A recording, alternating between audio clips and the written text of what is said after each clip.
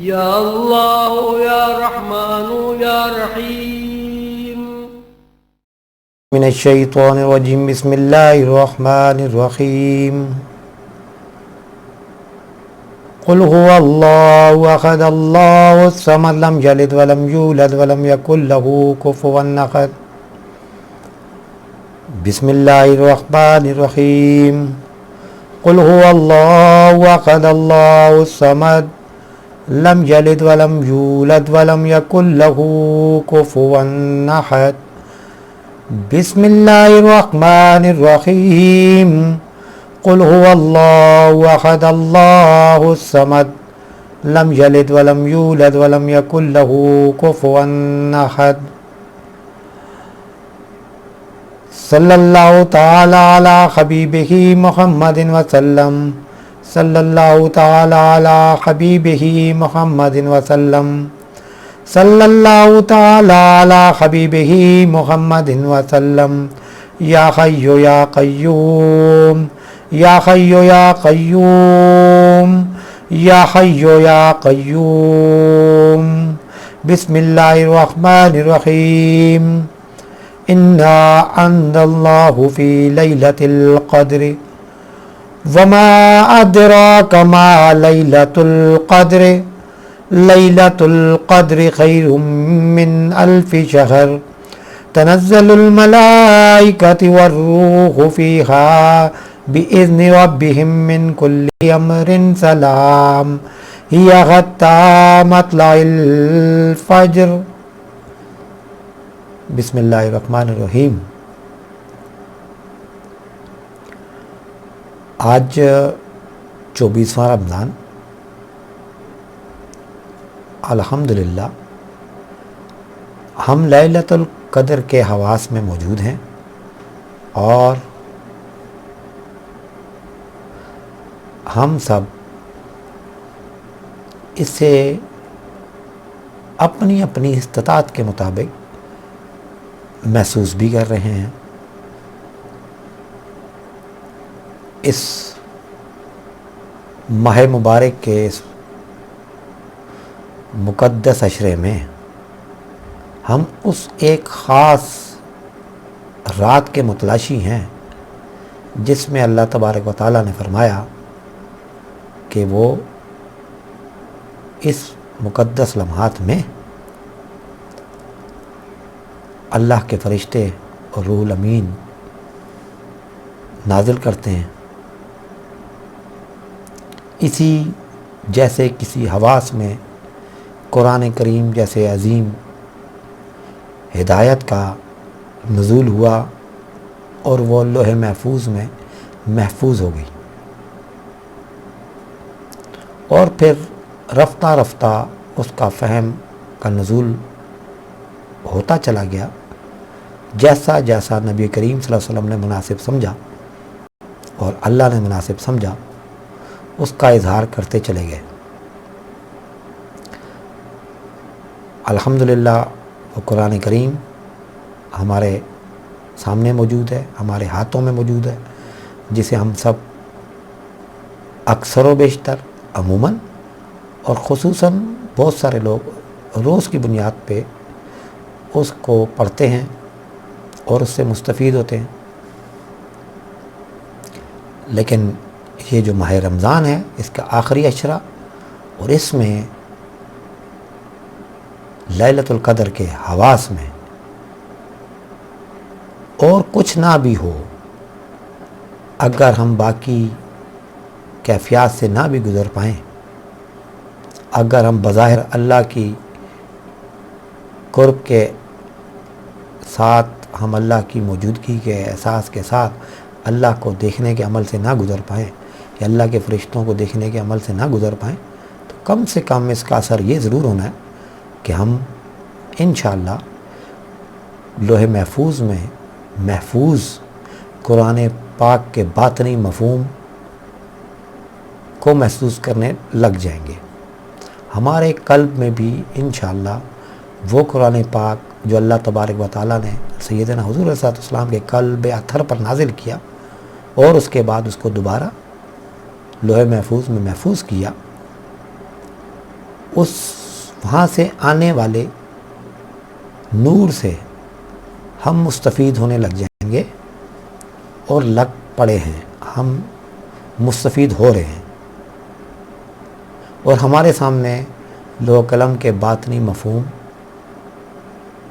عیاں ہو رہے ہیں۔ اس پہ ہم جتنا بھی اللہ کا شکر ادا کریں کم ہے۔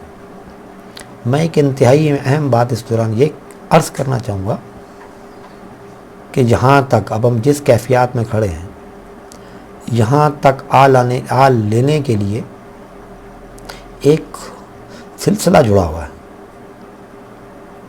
بہت لمبا، لوگوں کی قربانیاں جڑی ہوئی ہیں،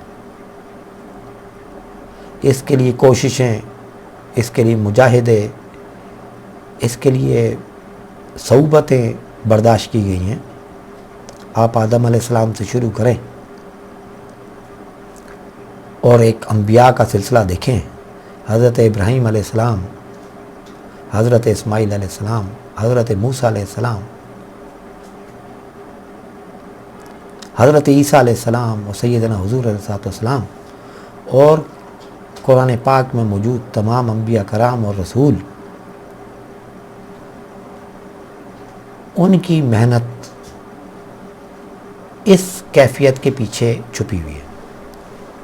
مزید آگے آئیں تو اس کے بارے میں فہم اور اس کے بارے میں اطلاع اور اس کے بارے میں معلومات اور اس کے لیے تربیت کے لیے نبی کریم صلی اللہ علیہ وسلم کے سچے اور سچے صحابہ کرام، ان کی محنت، اس کے بعد تابعین، تبع تابعین، اولیاء کرام اور علماء حق اور بزرگان دین، ان کی محنتوں کا یہ صلہ ہے کہ کم سے کم کروڑوں لوگوں میں سے ہم اور آپ، ہو سکتا ہے قلیل مقدار میں ہوں، لیکن الحمدللہ آج ہم اس طرف رجوع کر رہے ہیں جس طرف اللہ تبارک و تعالیٰ نے بار بار اشارہ کیا ہے۔ الحمدللہ اللہ تبارک و تعالیٰ نے سورہ بقرہ کی غالباً 185 آیت میں جو فرمایا، جس کا مفہوم یہ ہے کہ جو لوگ اس ماہ کو پائیں تو ان پہ لازم ہے کہ وہ اس کے روزے رکھیں۔ اللہ تبارک و تعالیٰ سختی نہیں چاہتے، لیکن اگر کوئی لوگ بیمار ہے یا سفر میں، وہ بے شک وہ گنتی بعد میں پوری کر لیں۔ تو مطلب یہ اتنی اہم چیز ہے، اور آج ہم الحمدللہ بآسانی ہم نے ان تمام مراحل کو پورا کیا، اور آج 24ویں کی رات میں ہم داخل ہو چکے ہیں، اور جیسے میں نے پہلے عرض کی، سب لوگ اس سے مستفید ہو رہے ہیں الحمدللہ، اور جو لوگ متوجہ ہیں وہ بھی مستفید ہو رہے ہیں، جو لوگ متوجہ نہیں وہ بھی اس سے مستفید ہو رہے ہیں۔ اس پہ جتنا اللہ کا شکر ادا کیا جائے اتنا کام ہے۔ البتہ کچھ لوگ اس ماہ سیام میں بھی کوشش کرنے سے رہ گئے۔ اللہ تبارک و تعالیٰ سے دعا ہے کہ اللہ تبارک ان پہ رحم و فضل فرمائیں، اور اگلے سال وہ بھی ان کوششوں میں ہم سب کے ساتھ جڑے ہوئے ہوں۔ 24ویں کی رات ہے، گو کہ عموماً سب لوگ یکسو ہیں، اپنے اصل ٹارگٹ سے بھولے نہیں ہیں، لیکن پھر بھی جیسے بدلتی صورتحال باہر آج کل چل رہی ہے، ایک دم سے مارکیٹس اوپن ہو رہی ہیں، لوگوں کے ذہن میں تقاضے بڑھ جاتے ہیں اچانک سے، وہ کیا کریں بیچارے، تو ذہن تھوڑی دیر کے لیے اس طرح متوجہ ہو جاتا ہے کہ عید کی تیاری کرنی تھی یا فلاں چیز لینی ہے، تو تھوڑی سی ہمت بنائے رکھیں۔ کم سے کم 27 تاریخ تک اس ٹائپ کی کسی بھی اطلاع کو آپ نے اہمیت نہیں دینی ہے، ٹھیک ہے؟ اس کا بھی روزہ رکھنا ہے نا، تو اس کو اہمیت نہ دیں، اس کو دبائے رکھیں یا اس کو صرف نظر کریں، اس کی طرف متوجہ ہی نہ ہوں اس ٹائپ کی کسی بھی اطلاع کی طرف۔ 27 کے بعد اگر آپ کو لگتا ہے کہ آپ کا یہ ماہ رمضان کامیاب ہو گیا تو بہت اچھی بات ہے، پھر آپ باقی معمولات کی طرف رجحان کریں، اور جن کو لگے کہ ابھی تک نہیں وہ مستفید ہو سکے تو وہ 29ویں تک کیا انتظار کریں۔ انشاءاللہ اللہ تبارک و تعالیٰ کی ذات سے پوری امید ہے، انشاءاللہ آپ سب اس سے مستفید ہوں گے۔ تو یہ چونکہ ایک اہم وقت ہے، اہم لمحہ ہے، اس اہم لمحے میں میں نے عرض کی ان سب لوگوں کو یاد رکھیں، ان کے بارے میں بے شک کتب نہ پڑھیں، لیکن ان لوگوں کو یاد کریں، ان کی طرف ذہن لے کے جائیں کہ کن سوچوں کے ساتھ انہوں نے یہ کچھ کرنے کی کوشش کی ہوگی، ان کے قلوب پر کیا کچھ سوچیں ہوں گی کہ ہماری امت یا ہماری اولادیں آگے اس سے مستفید ہوا کریں گی، کیا جذبہ ہوتا ہوگا ان کے اندر۔ اور آج ہم سب اجتماعی طور پہ پوری دنیا میں پھیلے ہوئی امت مسلمہ وہ کر رہی ہے جو یہ نیک ہستیاں چاہتی تھیں اور جن کی جو یہ تعلیمات لے کر آئی تھی، جنہیں اللہ تبارک و تعالیٰ نے وضع کیا تھا۔ تو اس کا طریقہ یہ رکھیں کہ دن بھر میں انہیں یاد کریں، ان کے جو واقعات آپ کو یاد ہیں ایک آدھ مرتبہ انہیں دہرائیں، حضرت زکریہ، حضرت عمران، ہے نا، حضرت الیاس، حضرت موسیٰ، حضرت ابراہیم علیہ السلام، حضرت اسماعیل علیہ السلام، جو بھی آپ کو یاد ہیں۔ خاص طور پہ ان صاحب کا میں کہہ رہا ہوں کیونکہ یہ قرآن پڑھتے ہوئے ذرا ہم سب نے قرآن پڑھا تو اس دوران بار بار ان کا ذکر آ رہا تھا، تو اس کا مطلب اللہ کا مقصود یہ تھا ان کو خاص طور پہ یاد رکھا جائے۔ باقی تو وہ 1.25 لاکھ انبیاء ہیں، جو بھی آپ کو یاد ہوں، جو بھی آپ کو واقعات ہوں تو ان کو یاد کریں اور ان کے لیے بھی، ان کی درجات کی بلندی کے لیے بھی دعا کریں، اور ان کی کوششوں کو میری دعا ہے اللہ تبارک و تعالیٰ قبول فرمائے۔ اور میں بلکہ یہ کہوں گا کہ میں گواہی دیتا ہوں ان پاکیزہ نفس حضرات نے، ان انبیاء نے اللہ تبارک و تعالیٰ کا طرف سے جو ذمہ داری ان کو تفویض کی گئی تھی انہوں نے اسے پورا کیا، اور اس کا مظاہرہ یہ ہے کہ ہمارے جیسے گناہ گار لوگ بھی آج اللہ تبارک و تعالیٰ کی طرف متوجہ ہیں، اللہ کے کلام، اللہ کی کتاب کی طرف متوجہ ہیں۔ ہم ان کے لیے دعا کر سکتے ہیں، وہ ہم کریں گے۔ میری درخواست ہے کہ آپ بھی ان کے لیے دعا کریں۔ جب ان کے لیے دعا کریں تو اپنے تمام اساتذہ کے لیے، تمام علماء کے لیے،